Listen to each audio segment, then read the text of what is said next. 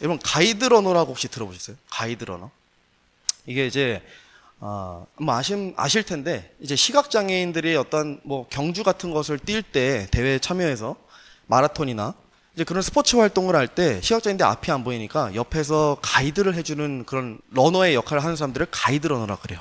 실제로 직업적으로 아주 전문적인 직업이고 그래서 시각장애인들은 이 가이드러너에게만 의존을 해서 방향을 정하고 속도를 조절해요.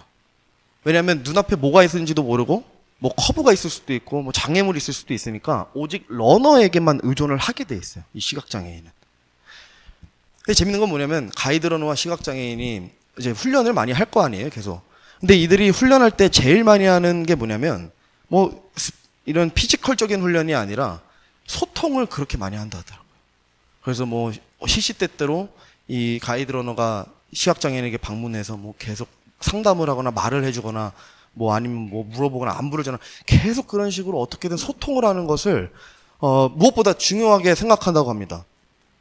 왜냐하면 신뢰가 이 소통으로 형성되기 때문에요. 왜냐하면 시각장애인들 입장에서는 생각을 해보세요. 앞이 컴컴하고 달려야 되잖아요. 근데 이 가이드러너가 나를 죽일 수도 있고 살릴 수도 있기 때문에 이 가이드러너에 대한 엄청난 신뢰감이 아니면 이 경주를 뛸 수가 없어요. 아예 불가능한 일이에요, 사실. 그래서 이 둘의 관계에서 제일 중요한 것은 신뢰입니다. 신뢰. 이처럼 신뢰라는 것은 우리가 단순히 그 사람의 존재를 인지하고 인식하는 게 아니라 그 사람에게 나의 전부를 맡긴다는 게 포함되어 있는 의미예요. 신뢰라는 것은. 그래서 오늘 이걸 잘 기억하시면서 오늘 들어주시면 아마 유익이 있을 겁니다. 이 목회자들의 상담가라고 불리는 폴 트립이라는 작가가 있어요. 전에 목회도 하셨었고, 이 폴 트립이라는 작가는 이렇게 말을 했어요. 하나님의 주권에 대한 교리를 듣고 나서 그 즉시 무릎을 꿇고 주님께 경배해야겠다는 생각이 들었다. 목회자였을 때. 이미 회심한 목회자가 하나님의 주권에 대한 교리를 묵상하니까 거기서 한 번 더 무릎을 꿇고 주님께 경배하는 생각이 들었다고 고백을 하는 거예요. 폴 트립이. 이것뿐만이 아니라 하나님의 그 위대하심을 알면 알수록 알 때마다, 그래서 깊이 묵상할 때마다 자신의 삶이 송두리째 계속 바뀌었었대요. 하나님이 얼마나 위대하신 분인지에 대해서 깨달을 때마다. 우리가 하나님을 신뢰한다고 하는 참된 의미, 요거는 내가 단순히 그분의 존재를 인정합니다. 하나님께서는 살아계신 하나님이시고 신들의 신이시고 모든 만물을 자신의 발 아래 두시는 놀랍고 크고 두렵고 전능하신 왕이라는 이 진리를 내가 인정합니다가 아니라 인정하고 내가 그런 당신을 믿습니다. 내가 그런 당신을 따릅니다. 내가 그런 하나님을 내가 온전히 나의 삶을 드립니다. 라고 고백하는 것이 신뢰예요. 그래서 하나님을 온전히 신뢰한다라 이 말은 내 삶에 나의 주권을 절대 행사하지 않겠다는 뜻이에요. 내가 더 이상 나의 삶에서 내가 주인처럼 행사하지 않고 나의 주권을 더 이상 내세우지 않겠습니다. 하나님께서 내 삶의 오히려 온전한 주권자이시고 내 삶의 주인이십니다. 이것을 고백하는 것이 하나님을 신뢰한다는 뜻입니다. 그래서 시편 기자가 이렇게 고백했어요. 시편 33편에 주의 말씀을 오르며 그분의 모든 일은 진리 안에서 이루어지는도다. 그분께서 의와 판단의 공의를 사랑하시나니 땅은 주의 선하심으로 가득하도다. 주의 말씀으로 하늘들이 만들어지고 하늘들의 온 군대가 그분의 입의 숨에 의해 만들어졌도다. 이 세상의 절대자의 주권에 의해서 운영되고 있다는 것을 우리가 이 세상이 그렇게 운영되고 있다는 것을 인지하게 되면 나의 삶에 어떠한 일이 발생하든 우리가 낙심하거나 뭐 심란해하거나 뭐 근심 걱정도 마찬가지고 스트레스 받는 이런 상황이 생기지 않습니다. 이 세상이 이 시편 기자가 고백한 것처럼 하나님의 숨에 의해서 또 그분의 주권에 의해서 운영되고 있다는 것을 우리가 깨닫게 되면요. 만약 하나님을 신뢰한다고 하면서 우리 삶에 닥치는 여러 일들로 인해 우리가 아직 두려워하고 낙담하고 괴로워하고 스트레스 받고 영적으로 피폐해지고 이런다면 우리가 아직 하나님을 충분히 신뢰하지 못하는 걸 수도 있습니다. 다른 말로 하나님께 아직 내 삶을 전부 드리지 못했다는 증거가 되기도 하는 거예요. 하나님께서 아까도 말씀드렸지만 세상을 말씀으로 창조하셨고 또 그렇게 창조하신 모든 만물을 친히 하나하나 세시고 먹이시고 다스리세요. 오늘 아침에 우리가 방금 전에 고백한 참새 먹이시는 주님이라는 가사처럼 하나님께서는 참새 한 마리의 특성을 다 아시고 그들을 먹이시는 분이에요. 심지어 길가에 셀 수 없는 그 많은 곤충들도, 개미들도, 정말 그런 벌레떼들조차도 하나님께서 한 마리 한 마리 다 카운팅하시고 다 세시고 개별적으로 인지하시는 분이 이 하나님이시라는 겁니다. 길거리에 잡초들이 피어나고 뭐 나무에 열매가 맺히고 꽃이 피는 거, 이런 것 전부도 하나님의 허락하심이 없으면 전부 불가능하다라는 겁니다. 그래서 이런 세상의 창조자이시자 시간의 지배자이시고 삶과 죽음을 결정짓는 생명책을 가지고 계신 하나님을, 이런 하나님을 우리가 믿고 온전히 따르고 그분께 나의 삶을 온전히 내어드린다. 이것을 우리가 신뢰라고 하는 겁니다. 알고 있는 수준이 아니라 이런 하나님께 나의 삶을 맡긴다는 것. 이게 신뢰인 겁니다. 그러니까 우리는 어찌 보면 하나님의 일부분만 경험하면서 살아가고 있을 수도 있어요, 사실. 이게 정말로 그래요. 우리가 아직 하나님을 다 모르는 걸 수도 있어요. 하나님이 얼마나 놀랍고 위대하신 분인지 우리가 아직 다 경험하지 못했을 수도 있어요, 우리 삶에서. 충분히 알고 있는 것 같다고 생각하지만 사실은 그렇지 않을 수도 있다는 겁니다. 제가 화면에 호세아 말씀 하나 가져왔습니다. 우리가 계속해서 주를 알고자 하면 그때 우리가 알리라. 그분의 나아오심은 아침같이 예비되어 있으며 그분께서는 비같이 곧 땅에 내리는 늦은 비와 이른 비같이 우리에게 임하시리라. 주를 알고자 하면 우리가 그때 가서 주를 알게 된다는 거예요. 골로새서 말씀입니다. 이런 까닭에 우리도 그것을 듣던 날부터 너희를 위해 기도하기를 그치지 아니하고 또 너희가 모든 지혜와 영적 깨달음에서 그분의 뜻을 아는 것으로 채워지며 주께 합당하게 겨로 모든 일에서 그분을 기쁘게 하고 모든 선한 일에서 열매를 맺으며 하나님을 아는 것에서 자라나고. 여러분, 하나님을 얼만큼 또 어디까지 신뢰할 수 있겠습니까? 어디까지 얼만큼 하나님께 신뢰할 수 있겠습니까? 뭐 극단적인 예지만 설사 그분께서 여러분들의 목숨을 요구하셔도, 정말 절벽에서 우리 보고 떨어지라고 하셔도 기꺼이 감사합니다, 기쁨으로, 주를 신뢰함으로 우리가 그렇게 할 수 있을까요? 아브라함처럼 자신의 사랑하는 그 아들을 하나님께서 선물로 바치라고 하실 때 기꺼이 우리도 아브라함처럼 순종해서 지금 당장이라도 모리아 산에 올라가서 아들을 결박하고 나무에 정말 하나님께 선물로 바치, 그런, 우리가 그렇게 할까요?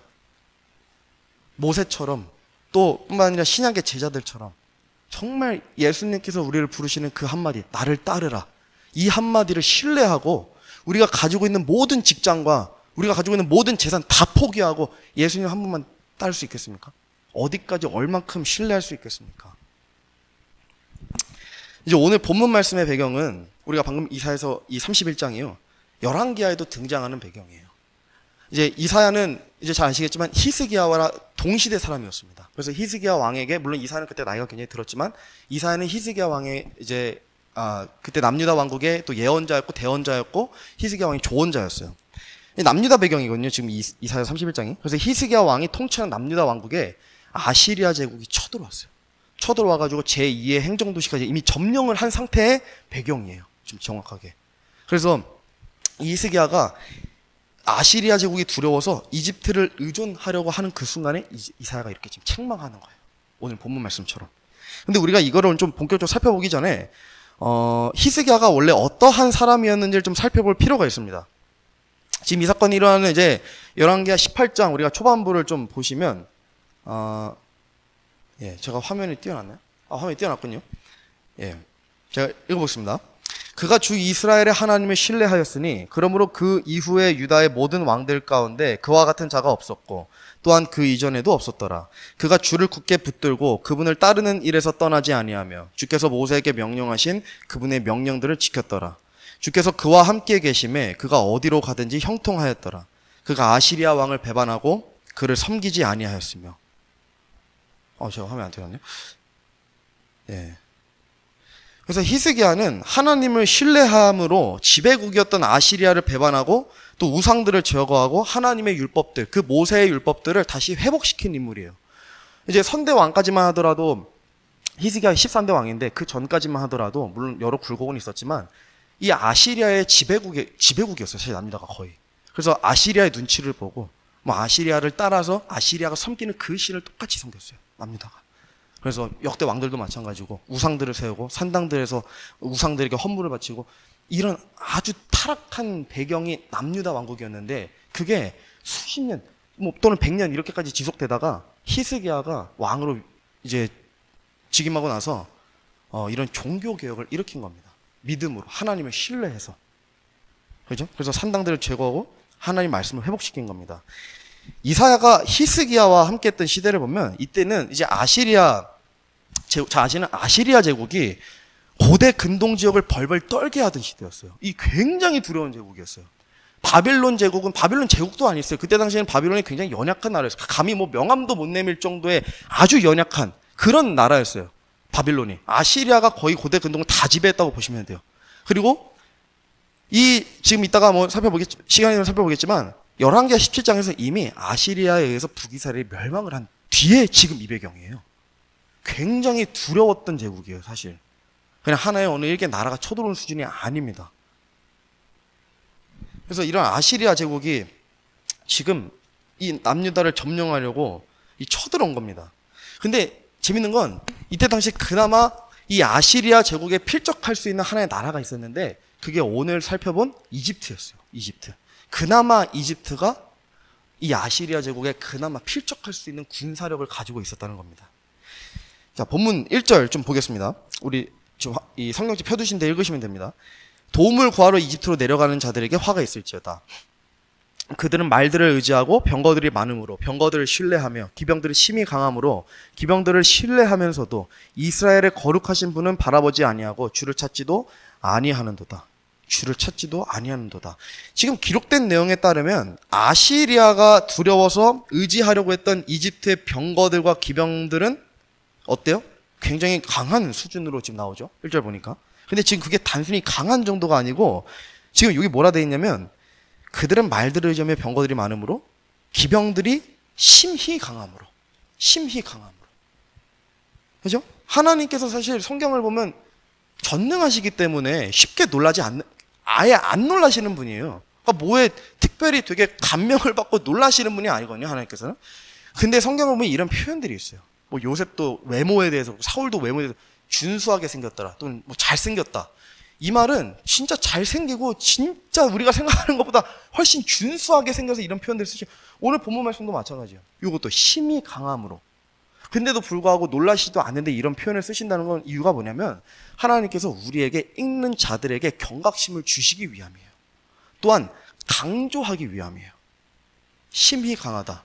이건 단순히 수적으로 열세가 아니라 이들의 군사력 자체가 타의 추종을 불허하는 수준으로 굉장히 강했다는 겁니다.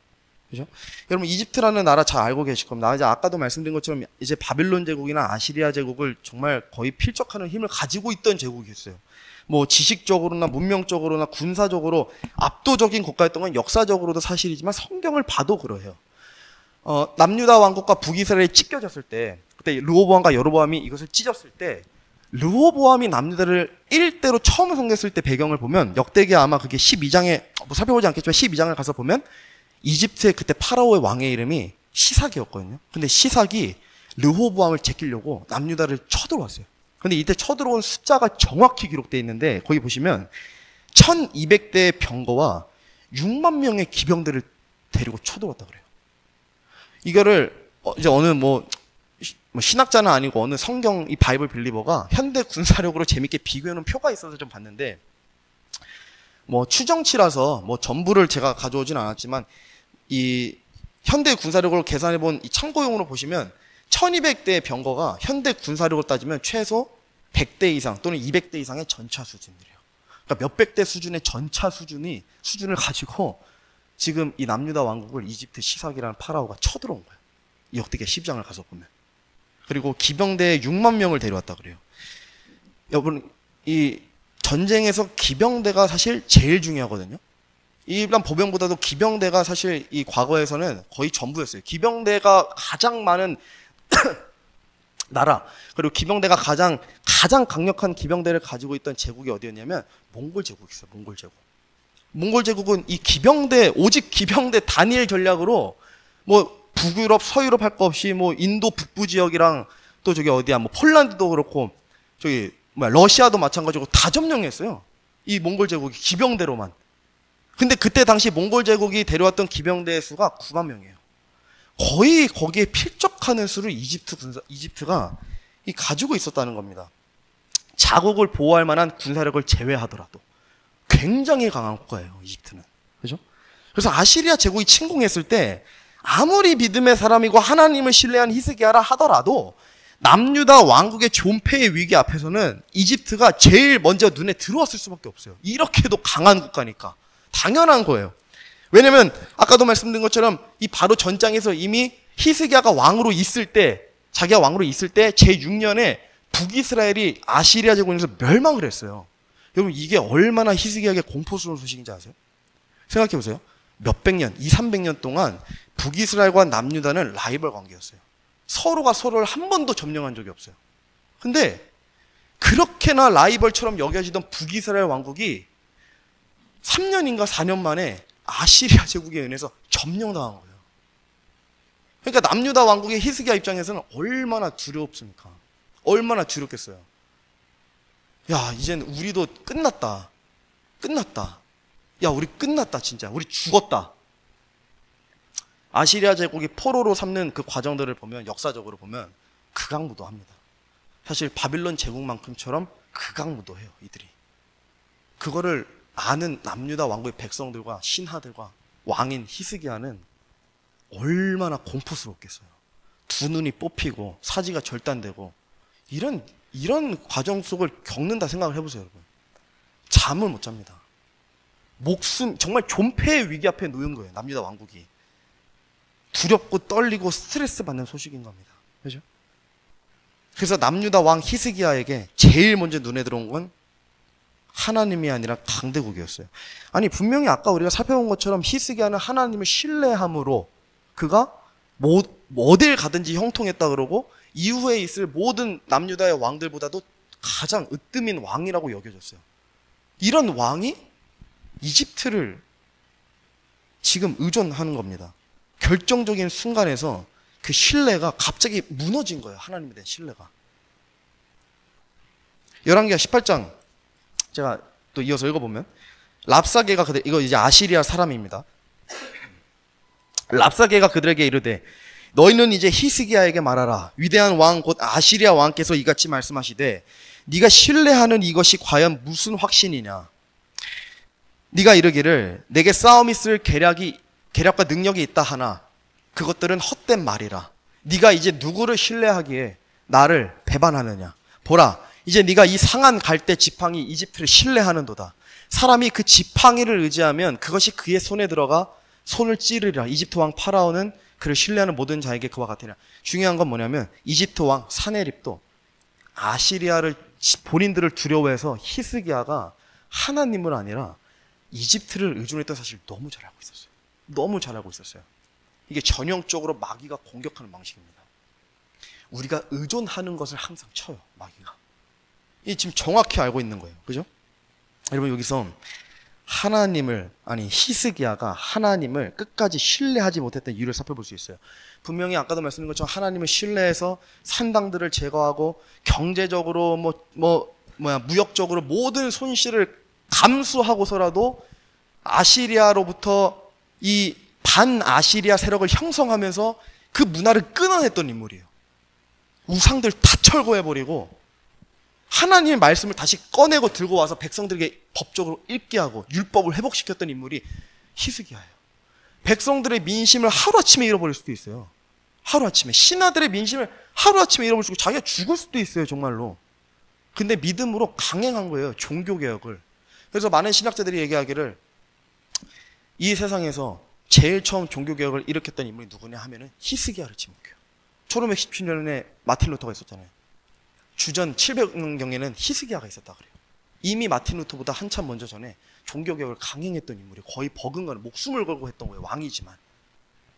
재밌는 거는 왕의 권력으로 그걸 막 무기 삼아서 강제로 한 게 아니라 하나님을 힘입어서 하나님을 신뢰함으로 그렇게 했던 인물이 이 히스기야예요.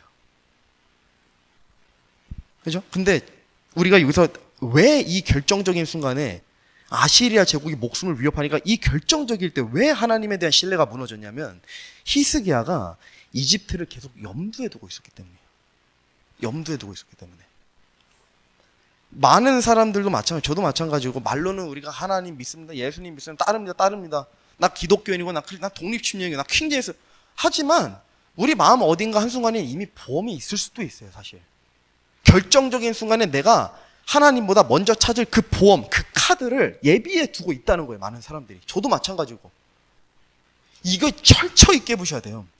이게 부셔지지 않으면 하나님을 우리가 절반 정도만 의지하고 나머지 절반은 그 보험을 의지하는 거예요. 그게 돈이 됐든 뭐가 됐든 우리의 재산이 됐든 우리의 지식이 됐든 지혜가 됐든 뭐가 됐든 간에 하나님을 온전히 신뢰한다는 거는 우리가 아무런 보험도 없이 아무것도 염두에 두지 않고 결정적인 순간에도 내가 하나님께 기쁘고 감사합니다, 아멘 하면서 하나님을 신뢰하는 거예요. 이런 자세가 필요하다는 겁니다. 그래서 실제로 이 히스기야 왕이 마음 어딘가에 이집트를 계속 염두에 두고 있었던 근거가 뭐냐면, 이제 이사야서의 20장부터 쭉 보면 이사야가 계속 뭐라고 대언을 하냐면, 남유다 왕국에게 소리쳐서 이집트는 얼마나 사악하고 부패하고 더럽고 가증하고 얼마나 쓸모없고 얼마나 하나님 앞에서 무가치한 존재인지에 대해서 계속 얘기해요. 누가 보면 아니 무슨 뭐 이집트랑 이집트에 벌써 넘어간 줄 알아요, 남유다 왕국이. 거의 막 그 정도 수준으로 계속 이집트에서 반복해서 얘기를 해요. 그죠? 근데 그 이유가 뭐냐면, 이미 히스기야 남유다 왕국은 사실 지속적으로 이집트에 어떠한 교류를 하고 있었고 또 어떠한 협정 같은 거를 계속 맺어오면서 마침내 그것으로 히스기야가 반아시리아 세력을 구축했다는 그런 견해도 있습니다. 물론 하나님을 신뢰해서 했다고 하지만 마음 한편과 어딘가에는 사실 나한테 그리고 정 안 되면 이집트도 있잖아, 정 안 되면 나한테 이집트가 있어, 이집트로 내려가면 돼, 이런 마음이 있을 수도 있었다는 거예요. 그러니까 아시리아가 쳐들어와서 어떻게 했어요? 바로 이집트를 찾잖아요, 히스기야가. 그래서 결정적인 순간에 이 신뢰의 진가가 드러나는 겁니다. 내가 겉으로 보기에는 믿음의 사람이나 결정적인 순간에도 믿음의 사람으로 서 있을 수 있느냐, 이것은 다른 얘기입니다. 다른 얘기예요. 시편 14편입니다. 어리석은 자가 마음속으로 이르기를 하나님은 없다 하였도다. 그들은 부패하여 가증한 일들을 행하였으니 선을 행하는 자가 하나도 없도다. 어리석은 사람은 하나님을 찾지를 못해요. 못 찾아요. 왠 줄 아세요?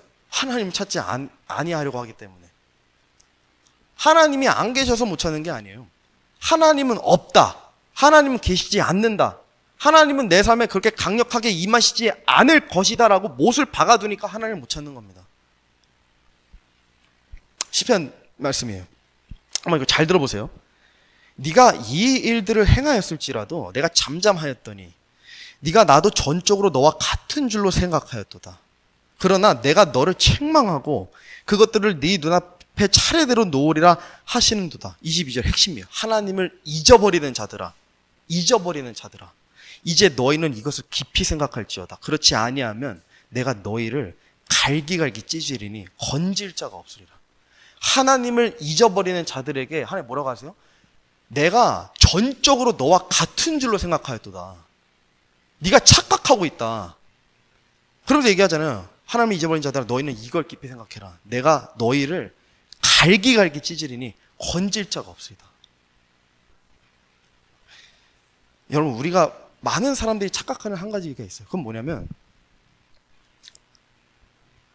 우리가 하나님을 신뢰하거나 신뢰하지 않을 것을 선택으로 생각한다는 거예요. 우리의 선택에 달려있다고 생각하는 거예요. 하나님의 그 전지전능한 하나님의 주권에 내가 내 삶을 온전히 내어드릴지 말지는 나의 선택이야 라고 생각하는 거예요, 사람들이.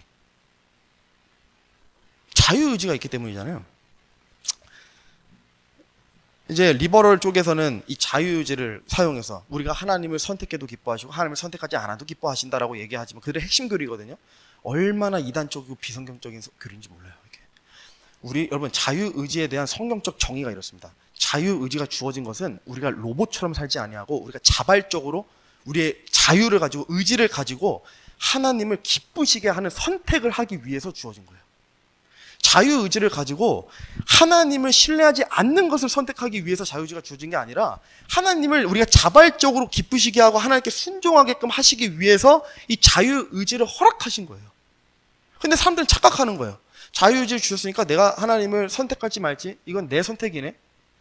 그럼 내가 이렇게 하셔도 하나님의 긍휼도 많고 인자하시고 뭐 계속 참아주셨잖아.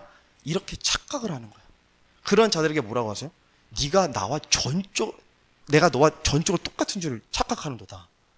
하나님이 잊어버린 자들아, 이것을 깊이 생각할지어다. 그렇지 않으면 내가 너희를 갈기갈기 찢으리니 건질 자가 없으리다. 여러분 한번 생각해 보세요. 우리가 하나님이 얼마나 두렵고 놀라우신 분인지에 대해서는 잘 알고 있습니다. 세상을 말씀으로 창조하시고 예수님을 보내셔서 믿는 자들 구원하시고 창조물들을 손가락 한 번으로 없애실 수도 살릴 수도 있는 분이시라는 것을 잘 알고 있습니다. 그렇지만 신뢰는 이걸 아는 것과는 또 다른 문제라는 거예요. 다른 문제라는 거예요. 우리가 하나님을 창조주라고 아는 것과 그런 하나님을 온전히 믿고 따르고 삶의 모든 영역을 그분께 기대해서 산다는 것도 완전히 다른 얘기예요. 예를 들어보겠습니다. 여기 의자가 있어요. 근데 이 의자가 있어서 이 의자는 굉장히 비싼 의자고 좋은 의자고 내가 여기 앉아도 뭐 적재하중이 150kg라니까 아무리 몸무게가 많이 나가는 사람도 버틸 만큼 튼튼한 의자야 라고 내가 얘기하고 아는 거랑 내가 진짜 저 의자에 가서 앉는 거랑은 완전 다른 얘기라니까요. 완전히 다른 얘기예요. 이게 언제 드러나냐면 결정적인 순간에 이게 드러나는 거예요. 진짜 하나님을 신뢰하고 있었는가? 얼만큼 붙들고 있었는가? 얼만큼 기대고 있었는가? 하나님의 권능이나 하나님의 힘에 대해서 그분의 그 전지전능하신 그 놀라운 능력에 대해서 모르는 사람이 오늘 본문 속 히스기야 왕처럼 행하면 뭐가 문제가 돼요? 아무런 문제도 안 돼요. 아니 세상 사람이 어려운 문제가 생겨가지고 세상의 지혜와 세상의 힘을 인맥을 동원해서 재산을 동원해서 이 어려운 일을 맡겠다는데 뭐가 문제가 되면 누구도 이상하게 여기지 않습니다. 이건 이상한 일이 아니에요. 근데 오늘 본문의 주인공은 히스기야잖아요. 히스기야. 무려 남유다 왕국에서 가장 인정받는 하나님의 그 왕이었어요. 그 왕이었어요. 근데 이런 히스기야가 하나님이 아니라 이집트를 의존하고 있는 겁니다. 성경에서 이집트를 뭘 상징하죠? 세상을 상징해요. 파라오는 그 세상의 공중 권세를 잡고 있는 마귀 사탄을 상징하거든요. 모형론적으로. 근데 이런 마귀가 공중 권세를 잡고 있는 세상을 상징하는 이집트를 이 히스기야 왕이, 다른 사람도 아니라 히스기야 왕이 의존하려고 하는 겁니다. 지금 1절도 보시면 이거 뭐라 나와 있어요? 1절 보시면 거기도 이집트로 내려가는 자들에게 화가 있을지어다라고 나와 있잖아요. 이제 두 가지 의미가 있어요. 이제 하나는 뭐냐면 여기 지도 보시면 실제로 이제 이 메소포타미아 지역의 이런 지역을 좀 고려해 보면 이스라엘이 실제로 이집트보다 위도상으로 더 높이 있기는 합니다. 그래서 또 이제 왕이 거하는 곳은 또 예루살렘 성이었잖아요. 그러니까 성전이었잖아요. 그러니까 성이다 보니까 그 성은 또 산지에 지거든요. 높은 산지에. 그래서 뭐 경도나 위도상으로 이집트보다 좀 높은 지역에 있던 건 사실이에요. 그래서 하나님께서 이들이 진짜 이집트로 내려가려면 내려가야 되거든요. 진짜 산을 타고 내려가고 지역적으로 많이 내려가야 되고 그러는 이제 강도 하나 건너야 되죠. 지금 가려졌는데 하여튼 그런 이제 상황이었어요.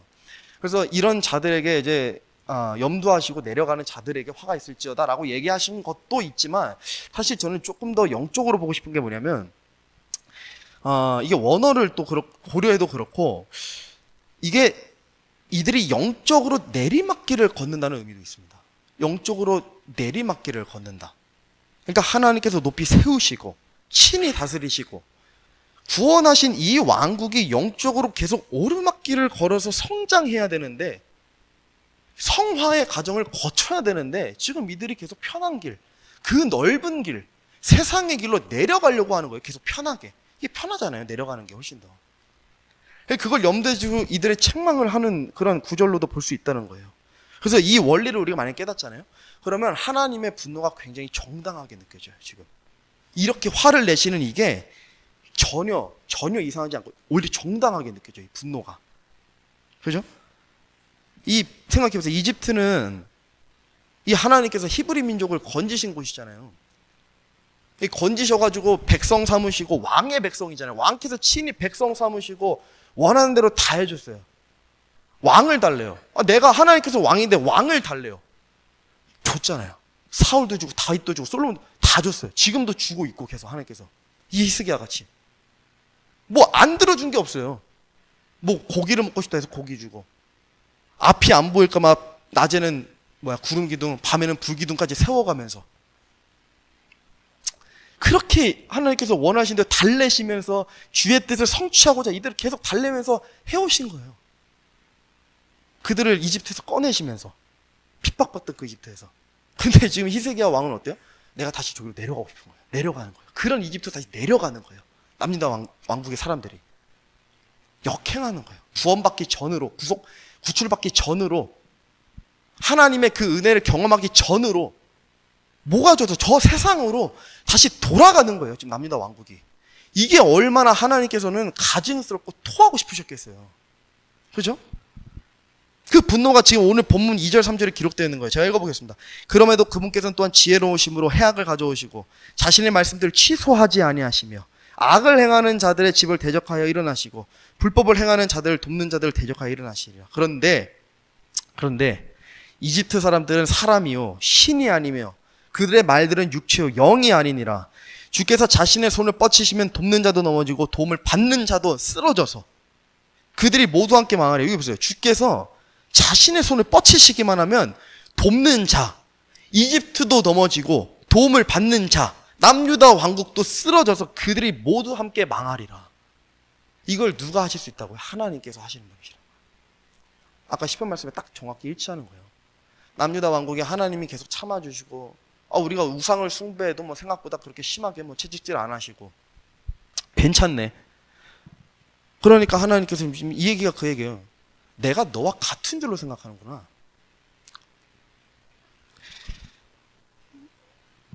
이게 제가 이미지 하나 가져왔는데 여기 보시면 시소거든요. 그래서 성경책과 하나님의 말씀과 세상이 있어요. 근데 이게 사람은 무조건 한쪽만 선택을 하게끔 설계가 되어 있기 때문에 우리가 어느 한쪽을 선택하는 순간 그쪽으로 기울게 되어 있습니다. 무게중심이. 두 개 다 동시에 완전하게 우리가 가져갈 수가 없다는 거예요.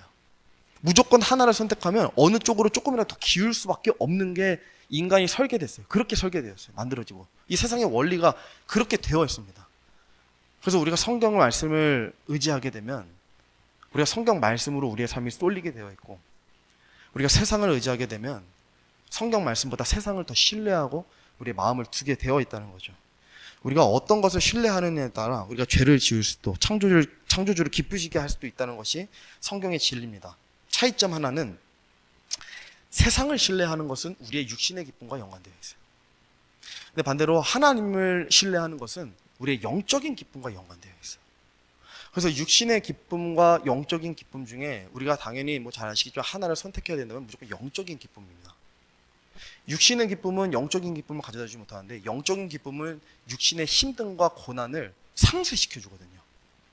그래서 가치적으로 보면 영적인 기쁨이 훨씬 큽니다. 그래서 하나님께서도 이 땅이 아니라 하늘에 있는 것들을 사모하고 위에 있는 것들을 추구하라. 그렇게 말씀하신 거예요. 제가 예전에 이런 생각을 좀 해봤거든요. 우리가 이 왕의 계보들을 읽으면서 다윗의 하나님과 나의 하나님은 왜 다를까? 다윗의 하나님과 왜 나의 하나님은 다를까? 제가 이제 시간이 지나면서 좀 성장하게 되면서 이제 한 가지 알게 된 진리는 뭐냐면 다윗의 하나님과 나의 하나님은 다르지 않다. 하나님은 같으신데 사람이 다르다. 내가 만약에 다윗처럼 하나님을 신뢰하는 마음이 있었다면 다윗 앞에 서신 하나님을 나도 똑같이 바라볼 수 있을 텐데 사람이 다르고 신뢰하는 그 척도가 다르니까 그만큼 하나님을 경험을 못하는구나. 좀 이 생각을 하게 되더라고요. 그래서 제가 무슨 말씀을 드리고 싶은 거냐면 하나님을 이 사람마다 체감하는 수준이 다릅니다. 조금 조심스러운 발언인데 저는 그렇게 생각을 해요. 누구는 내 삶의 주권을 전부 맡겨서 하나님의 모든 능력과 위대하심을 경험하고 올라가는 자가 있는 반면에 누구는 내 삶을 좀 아끼는 거예요. 50%만 하나님께 드리고 50%는 내가 내 삶에서 주권을 행사하면서 살아가는 거예요. 그러면 50%의 하나님만 경험하고 올라가는 거예요. 그러니까 올라갔을 때 보니까 누군가는 내가 그렇게 이 땅에서 경험하던 그 위대하신 하나님을 내가 드디어 마주했구나. 누구는 기쁨에 차서 그 왕관을 던져드리고 그렇게 하는 자가 있는 반면에 누구는 이런 하나님이셨어? 이렇게나 놀랍고 위대하고 두려우신 이런 하나님, 부끄러운 자가 있는 거예요. 예수님 심판석 앞에 섰을 때. 그래서 삶의 주도권을 하나님께 내어드리면 드릴수록 우리는 하나님을 더 깊이 자세히 경험하게 되어 있다. 이게 성경적인 원리라고 저는 믿습니다. 제가 이제 거의 다 끝나는데 좀 중간에 쉬는 이제 그런 타임으로 제가 최근에 좀 공부했던 좀 재밌는 내용을 좀 한번 가져와 봤습니다. 이게 오늘 좀 내용하고도 연관 질 수 있을 것 같아서 좀 가져왔습니다. 여러분, 고대 건축물들 있잖아요. 건축물들. 뭐 지금은 짓지 않는 정말 많이 오래된 건축물들. 특히 이제 제국주의를 실현했던 그런 제국들의 건축물들을 보면 뭐가 있지? 뭐 예를 들어 로마의 콜로세움, 뭐 원형 경기장 같은 것도 있고, 뭐 이집트에 오늘 이집트도 피라미드 같은 것도 많이 지었고, 스핑크스 같은 것도 있다 그러고, 그리고 뭐 중국도 만리장성 같은 게 있잖아요. 근데 이런 고대 제국주의를 실현했던 이런 건축물들을 보면 사실 이거는 이제 단순히 상징적인 의미만 있는 것은 아니라 하더라고요. 이제 한 건축 디자이너가 이 만리장성을 언급했어요. 만리장성이 진시황이 세웠는데 이게 9,000km에 달했대요. 처음에 지었을 때. 지금은 이제 뭐 자연재해 때문에 많이 좀 깎여 나가는데, 여러분 9,000km인데 이게 생각해 보세요. 우리가 적군이에요. 그리고 우리가 가가지고 저기 한 군데만 그냥 맹공격하면 뚫리잖아요. 한 군데만. 그러면 나머지 8,999km는 그냥 돌이에요, 사실. 장벽의 실용적인 의미가 없어지는 거예요. 한 군데만 뚫으면. 그러니까 이것만 봐도 알 수 있는 게 뭐냐면, 이 진시황이 세웠던 이 만리장성은 사실 실용적인 의미, 그러니까 진짜 적군 세력을 막는 그런 방어적 수단이었다기보다 과시하기 위함이 있었다는 거예요. 실제로 진시황이 이걸 세운 게 북방 세력 때문이었거든요. 북방 세력의 그 강함 때문에 그들을 두려워해서 이걸 세운 거예요. 근데 이게 굉장히 잘한 게 뭐예요? 실제로 이것 때문에 많은 이 국가의 이득을 봤는데, 이 외부의 침략을 많이 막았어요. 근데 이것 때문에, 실용적인 것 때문에 막은 게 아니라 이 과시성 때문에 막은 거예요. 어떤 의미에서 그러냐면, 그때 당시에는, 고대는 이 정보화가 발전되지 않은 시대잖아요. 그러니까 정보화가 많이 이루어지지 않은 시대다. 핸드폰이 있어서 뭐가 있어요? 편지 하나 보내는데도 그렇게 사람 보내서 엄청 오래 걸리는데. 근데 우리가 생각해보세요. 우리가 저기 쳐들어간다고 한번 생각해보세요. 쳐들어가가지고 이제 막, 야, 우리가 저 나라 점령하자 했는데, 끝이 보이지 않는 9,000km의 장벽을 누가 한번 세웠다고 생각해보세요. 끝이 보이지가 않아요. 돌아서 가려고 해도 보이지가 않아. 두려울 수밖에 없어요. 두려울 수밖에. 뭐 엄두도 안 나요. 이런 걸 지은 나라가 있다고? 야, 이만큼의 인력과 이만큼의 이 군사력과 지혜가 있는 나라라고? 엄두도 안 납니다. 과거에는 그랬던 시절이었어요. 이런 크기와 이런 눈에 보여지는 것으로 이 강함을 그런 정하는 시대였다는 겁니다. 그래서 이 고인돌도 마찬가지예요. 우리나라의 고인돌이 세상에서 제일 많대요. 고인돌이. 근데 고인돌 자세히 보시면 그게 진짜 무거운 돌이잖아요. 말도 안 되는 크기의 돌인데, 뭐 생각해보면, 야, 저걸 도대체 어떻게 들었을까 이런 생각 많이 했었거든요. 근데 그 고인돌도 이게 단순히 뭐, 야, 우리가 이거 상징적으로 기념비를 여기다 세우자 해가지고 그들이 막 그렇게 한 게 아니라, 사실 고인돌은 경고였어요. 경고. 다른 부족 사람들이 우리 부족으로 쳐들어오지 못하게 이 고인들을 세워두는 거였어요. 그 땅의 경계에다가. 그러면 이 나라를 쳐들어갈 때 고인돌을 보고 그걸 평가하는 거예요. 아, 여기는 이렇게 큰 고인들을 세울 정도로 힘이 센 사람이 많고 인력이 많구나. 근데 반대로 우리가 세운 고인들보다 작은 고인들을 세운 나라들은 침범하는 거예요. 아, 여긴 뭐 별로 없네 하고. 그래서 고인돌도 그런 의미가 있었다는 겁니다. 그래서 이제 고대는 자신의 세력을 확장하려면 옆 동네를 공격해서 또 점령하면서 그렇게 민족이 커지는 시스템이었어요. 네. 그래서 과거에도 마찬가지로 누가 제일 훌륭한 왕이었냐 하면은 뭐 어질고 현명한 왕이 아니라 무덤이 제일 큰 왕. 무덤이 제일 큰 왕이 이 가장 강하고 훌륭한 왕이다. 이렇게 평가받는 시대였어요. 뭐 진시황도 그렇고, 사실 이집트의 피라미드도 그 무게중심이 왕의 묘실에 있대요. 그러니까 왕의 묘실로도 썼다는 거예요, 피라미드가. 그래서 그렇게 크게 지었다는 거죠. 뭐 타지마할도 마찬가지고. 뭐 재밌는 게 하나 더 하자면, 이 몽골 제국도 있잖아요. 이번 로마 제국이 1000년 넘게 유지됐거든요. 근데 몽골 제국은 150년 만에 망했어요. 왜 그랬냐면, 몽골 제국은 유목민족이다 보니까 초막 생활을 해요. 그러니까 건축물이 있어요, 없어요? 없어요. 근데 로마 제국은 항상, 지금도 로마 제국이 세운 자네들, 그 건축물들의 자네들이 셀 수 없이 나온대요. 그래서 얼마나 많이 세웠냐를 측정할 수가 없다 그래요, 로마 제국이.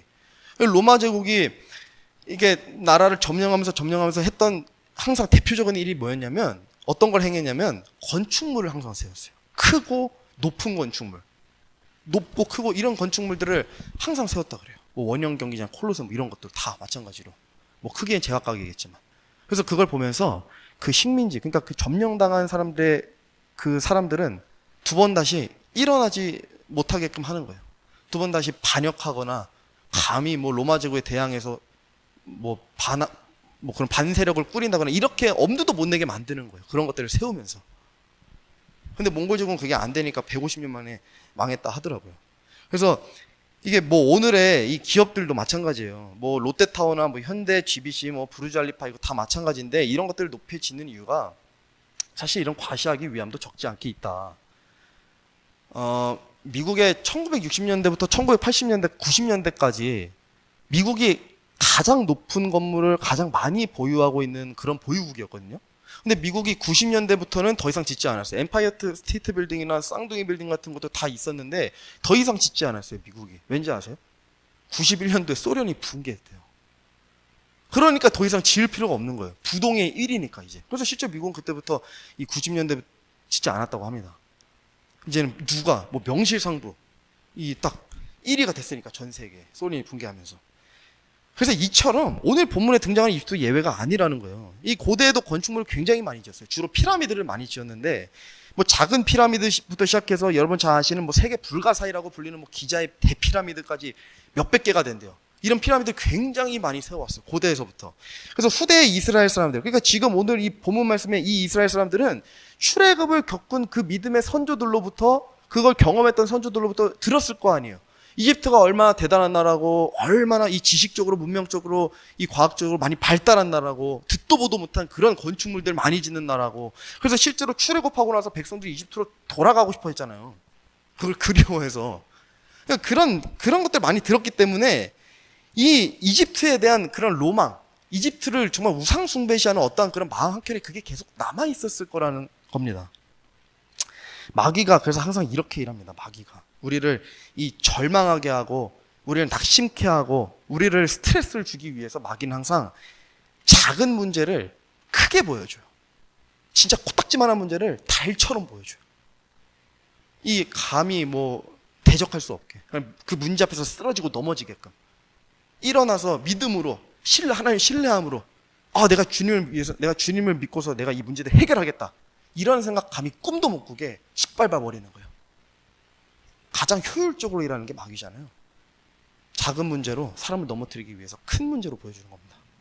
그래서 오늘 본문에 이 나와 있는 이집트의 피라미드나 뭐 로마 제국의 콜로세움이나 만리장성 이런 것처럼 보여준다는 거예요. 그래서 우리는 크고 두렵고 어려운 문제들을 마주할 때가 있습니다. 또는 지금 마주하고 있고 크고 어렵고 두려운 문제들도 있어요. 내가 사랑하는 사람들의 신앙이나 믿음, 구원에 대해서 우리가 이런 해결되지 않는 나쁜 소식들, 저와 여러분들이 계속 끌어안고 마주하고 있을 수도 있습니다. 그래서 이런 큰 문제들을 마주할 때 우리는 그 문제들을 해결해 줄, 우리의 이런 스트레스를 없애주고 해소시켜줄 세상적인 방법들, 뭐 돈이 됐든 우리 지식이 됐든 인맥이 됐든 사람이 됐든 뭐가 됐든 그런 것들에 의존을 해서 해결하려고 할 때가 있다는 겁니다.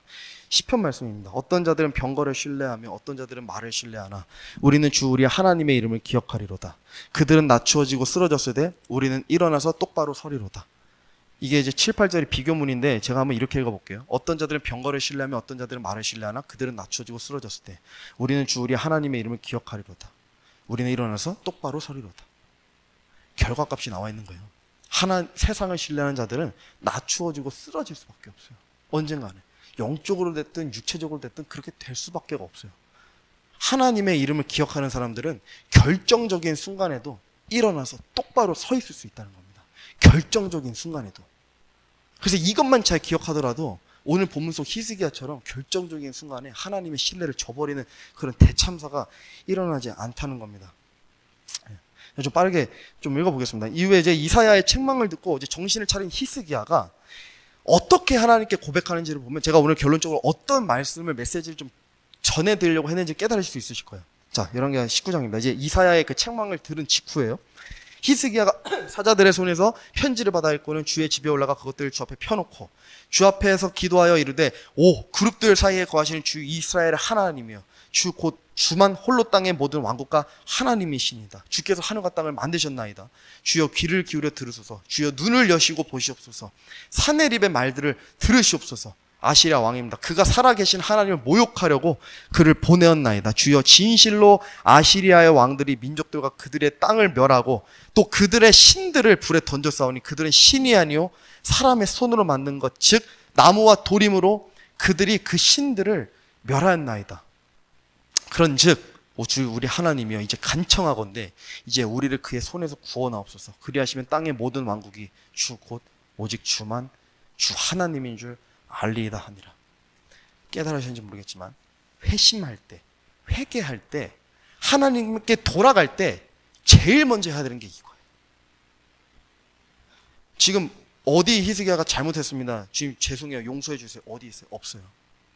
회심하기 전에 우리가 잘못했다고 얘기하는 것보다 하나님께 돌아가기 전에 이걸 제일 먼저 해야 되는 거예요. 뭔지 아세요? 하나님의 주권을 고백하는 거. 얼마나 위대하시고 놀라우신 하나님이신지를 내가 다시 한번 상기했습니다. 다시 한번 깨달았습니다. 그룹들 사이에 거하시고 영적인 존재들 사이에 거하시고 그런 존재들 다스리시고 이 이스라엘 하나님이시고 모든 왕국의 왕이시고 신들의 신이고 주들의 주신 이런 하나님을 다시 고백하면서 내가 이런 하나님께 돌아가겠습니다, 이런 하나님 다시 믿고 따르겠습니다, 이 고백을 우리가 뭐라 그러면 신뢰를 되찾았다고 얘기하는 거예요.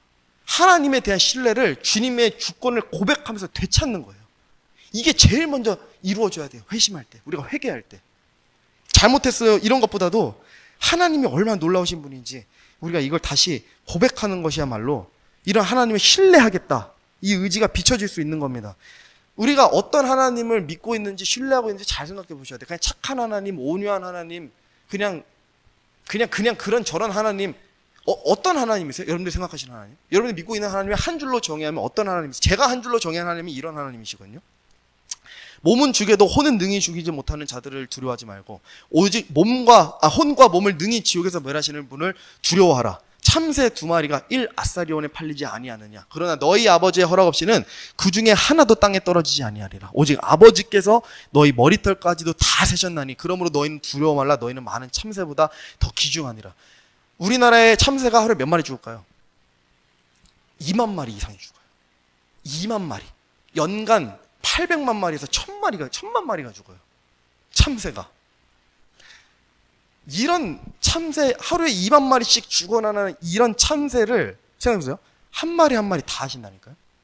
한 마리 한 마리 다 구분하시고 한 마리 한 마리 일일이 다 먹이시고 재우시고 이 마실 것을 주시고 살리시고 죽이시고 다 결정하시는 거예요. 우리의 머리털 몇 개인지 아세요? 하나님 하신다니까요. 다 하시는 거예요. 70억 인구의 머리카락을 다 세시고 있는 분이에요. 그냥 아시는 게 아니라 이게 진짜 중요해요. 그냥 아신다고 우리는 막연하게 생각하는, 신이니까 당연히 알겠지 생각하는데 그게 아니라 뭐라 세셨나니. 정확히 이 수학적으로 세서 아시는 분이 하나님이시라는 거예요. 그냥 막연하게 많어 적어가 아니라 대략 몇 개 이게 아니라 정확히 세시면서 아실 정도로 이런 하나님을 우리가 신뢰해야 된다는 겁니다. 이런 하나님을. 근데도 불구하고 이런 하나님 앞에서 아직도 우리가 우리 삶의 주권을 행사하면서 내 삶의 주인은 나예요, 하나님. 아직 나 다 완벽히 양보하지 못하겠어요, 당신께. 이거는 내가 끌어안고 있게 해주세요. 이렇게 고백하는 게 얼마나 어리석고 이게 얼마나 무지한 일이겠습니까, 여러분. 이런 하나님 앞에서 감히 우리가 우리의 주권을 행사한다고 하면, 그죠? 네. 제가 결론을 좀 내고 마치겠습니다. 시간이 많이 지나서 이거 좀 하나만 제가 한 5분만 더 제가 하나만 할애해서 좀 설명드릴 게 있는데, 우리가 제가 주도권에 대해서 조금만 더 설명을 이제 해드리자면, 우리가 살면서 무언가 뜻대로 되지 않을 때가 있잖아요.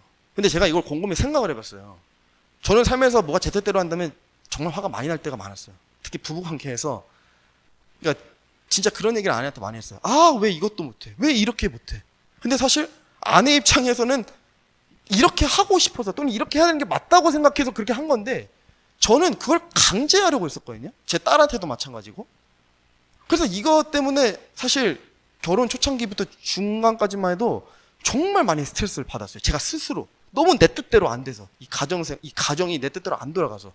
그냥 좀 얌전히 좀 딱 멋있게 딱 머리도 2대8 딱 해가지고 그냥 얌전히 성경 읽고 아버지 오셨습니까? 강령하셨습니까? 하면서 전 처음에 진짜 그런 걸 생각했는데 애가 그렇게 안 돼요. 점점 막 말량광이가 되어가고 막 학교에서 막 이상한 거 배워가지고 아빠한테 막 까불고 이러니까 너무 스트레스를 받는 거예요.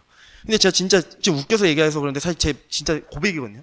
그래서 제가 진지하게 어떤 걸 생각했냐면 왜 이게 내 뜻대로 안 되는 게 화가 날까? 근데 이 원리가 너무 간단하더라고요. 제가 제 삶에 주도권을 자꾸 행사하려고 해서 그래요.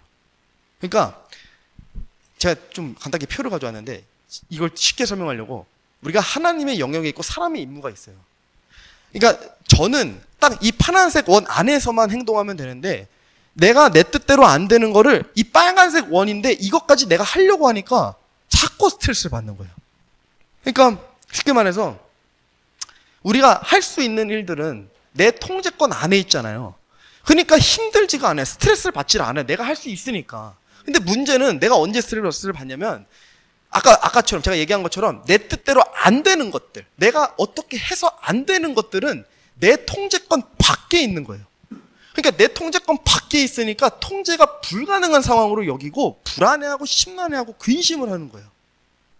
사람들의 마음이 내 뜻대로 잘 안 바뀌니까. 자녀 교육도 마찬가지예요. 이걸 너무 비교적 최근에 깨달았어요. 부모의 말씀으로 교육하고, 하나님의 말씀으로 교육하고 훈계하는 거는 부모의 임무예요. 할 수 있어요. 매일같이 승하에게 할 수 있어요. 근데 문제는 이 아이의 믿음이 성장하고 구원받는 거는 내가 할 수 없어요. 이건 누구의 영역이에요? 하나님의 영역이에요. 통제가 불가능한 거예요, 이거는. 제가 할 수 없기 때문에. 많은 크리스찬 부모들이 이거를 너무 많이 착각합니다. 그래서 사실 그런 거 좀만 관심을 가져보고 좀 이렇게 막 보면 회개한 일들이 많이 있어요. 내 아이의 믿음의 성장과 구원을 위해서 어떻게 하냐면 그거를 유대인의 교법 해가지고 하루에 29절 암송하게 하고 한 구절씩 100번씩 쓰게 하고 강제로 앉혀두고 그렇게 한다 그래요. 그런 사람들이 만약에 하나님을 안 믿었으면 진짜 대학교 스카이 보내려고 계속 애들 학대하면서 공부시켰을 부모들이에요, 사실. 그게 믿으니까. 그나마 하나님이 성경책 안으로 가지고 들어오니까 그렇게 한 거지. 그게 좋아 보이고 대단해 보이고 어디 가서 야, 우리 아이 어제도 성경 말씀 109절 썼어. 막 하면서 카페에 자랑하고 제가 그런 카페에 가입이 돼 있긴 한데 근데 관심 있어서 보긴 하는데 황당해요, 진짜. 어떻게 저게 자랑이랍시고 막 대단해요 하면서 막 댓글들에 암송 29절 하루에 한다고. 대단해 보이긴 해요, 솔직히. 좀 처음에는 멋있었어요. 어떻게 암송 29절 하지? 근데 그것 때문에 애들을 강제적으로 믿음을 주입시키려고 구원을 받게 하려고 한다는 것을 깨달았을 때 뭐가 보였냐면 하나님의 영역을 침범하는구나, 인간이. 하나님께서 일하게 냅둬야 되는 그 영역까지도 사람이 주도권을 행사하려고 하니까 문제가 되는 거예요. 근데 왜 그런 부모들이 왜 그럴까 좀만 생각해 보니까 답이 굉장히 간단해요. 자녀의 주인이 부모라고 생각하는 거예요. 그러니까 그렇게 되더라고요. 자녀의 주인은 부모가 절대 아니거든요. 위탁이지. 엄연히 위탁이 맡기신 거지. 하나님 입장에서는 예를 들어 승아가 있잖아요. 이승현 고아라 딸 승아야 이리 와라. 이게 아니라 이승현 고아라 이승아 일로 와라요. 무슨 말이냐면 저도 하나님의 아들이고 제 아내도 하나님의 딸이고 승아도 똑같은 하나님의 딸이에요. 무슨 손녀 이런 느낌이 아니라 똑같은 거예요. 그러니까 위탁이에요, 위탁. 진짜 맡기신 거예요, 부모에게. 왜 맡기셨냐? 주의 말씀을 교육하고 훈계하라고. 그래서 믿음과 구원을 하나님께서 일하실 수 있게. 고린도전서 말씀에 나는 심었고 아볼로는 물을 주었을 때 오직 하나님께서 자라나게 하시나니 그런즉 이와 같이 심는 자나 물 주는 자는 아무것도 아니면 자라나게 하시는 이는 오직 하나님이시니라. 사도 바울이 엄연히 알려주고 있는 게 뭐냐면 사람의 임무와 하나님의 임무가 다르다는 겁니다. 사람이 할 수 있는 일이 있고 하나님의 영역이 있다는 것이 정확히 구분지어 주는 거예요. 정확히. 이거를 철저하게 우리가 인식을 하면 우리 삶에서 내가 해야 될 일과 하나님께 내어드려야 될 일을 구분하게 돼요, 영적으로. 그러면 우리 삶에 여러분 어떠한 심란한 일이 다가와도 전혀 스트레스 받을 필요가 없습니다. 전혀 힘들어할 필요가 없어요. 인정하면 돼요. 아, 하나님의 일이구나. 하나님의 영역이구나. 그럼 하나님께 내어드리면 돼요. 이걸 우리가 하려고 할 때 죄를 짓게 되는 거예요. 하나님께 불순종하는. 일도 잘 안 풀리고 오히려. 네. 자, 제가 정리하고 마치겠습니다. 우리가 오래 신앙생활을 했어도 여전히 하나님을 무엇보다 누구보다 사랑하지 못하는 이유는 우리가 하나님에게 인생의 전부를 맡기지 않아서일 겁니다. 하나님을 믿고 따르고 신뢰하고 사랑한다, 이런 표현들은 내가 그분에게 100% 기댈 때 가능한 겁니다. 하나님의 그 위대하심과 그분의 절대적인 주권에 복종하고 또 무엇보다 가장 신뢰하게 되면 우리가 지금까지 해오던 신앙생활과 완전히 다른 모습이 될 수밖에 없습니다. 진짜 그래요. 하나님을 우리 삶에서 100% 양보해드리면 주권을, 우리가 놀랄걸요? 아, 하나님이 이렇게도 내 삶에 일하실 수 있단 말이야? 이런 하나님이, 저도 그런 하나님 만나고 싶어요. 그런 하나님 만나고 싶어요. 저도 그런 하나님 믿습니다 고백하고 그러고 싶어요. 신뢰한다고. 육신을 입고서 우리가 쉽지 않지만 계속 그런 의지를 가지고 있어야 돼. 철저히 다 드리겠다. 머리털부터 발톱까지 다 드리겠다 그냥. 제가 끝으로 이 구절 하나 읽고 마치겠습니다. 고린도서 10장 31절인데요. 그런즉 너희가 먹든지 마시든지 무엇을 하든지 모든 일을 하나님의 영광을 위하여 하라. 영어로 do all the glory for God. all the glory. 그러니까 하나님의 모든 일을 하나님의 영광만을 위해서 해야 된다는 거예요. 좀 잔인하게 들리시고 조금 우리가 뭐 너무 극단적으로 들릴 수도 있겠지만, 모든 일을 하나님의 영광을 위해서 하지 않는다면 사실 인간으로서, 아니 그리스도인이 그리스도인으로서 직무유기입니다. 그리스도인은 사실 모든 일을 하나님의 영광을 위해서가 아니라면 할 필요가 없어요. 사실 존재 자체적으로는 그래요. 뭐 좀 잔인하고 극단적이지만 저는 그렇게 생각해요.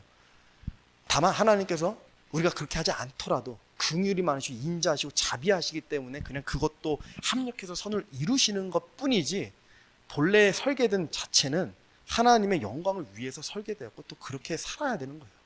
하나님을 기쁘시게 하기 위해서. 그러니까 얼마나 하나님께서 보시기에 이질적이고 답답하시겠어요. 아, 이러라고 내가 만든 게 아닌데, 모든 만물이 주의 살아계심을 인정하고 고백해야 된다고 써있는데 그렇게 안 하잖아요 사람들이. 저도 마찬가지고. 그래서 이 구절을 정말 많이 찔리더라고요. 아, 모든 일, 정말 여기 나오는 모든 일. 네. 그래서 우리가 끝으로 모두 기억해야 할 것은, 하나님의 주권은 우리의 상황이 좋을 때나 나쁠 때만 작동하지 않습니다. 모든 상황에서 항상 작동되고 있고, 모든 상황에서, 그 말은 모든 상황에서 우리가 하나님을 신뢰하게 되면 그분의 주권으로 인해서 우리의 삶이 변화되고 열매를 맺고 좋은 소식들, 우리가 기대했던 소식들을 우리가 마주하게 될 것입니다. 예. 제가 아까 처음에 드렸던 질문 기억나시죠? 얼만큼 어디까지 하나님을 신뢰하고 계십니까? 얼만큼 어디까지 하나님을 신뢰하고 계십니까? 제가 기도하고 마치겠습니다. 살아계신 주 하나님 아버지,